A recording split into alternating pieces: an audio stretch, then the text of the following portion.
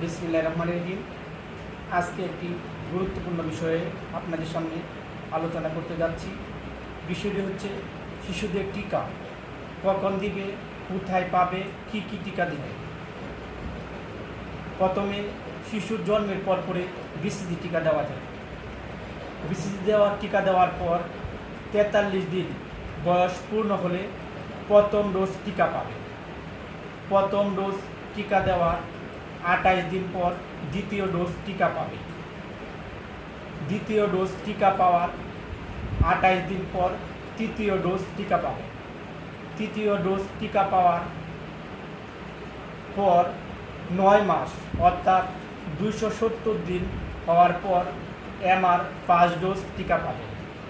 MR 5 dose টিকা দেওয়ার পর 16 মাস পূর্ণ অর্থাৎ 480 দিন হলে এমআর দ্বিতীয় ডোজ টিকা পাবে।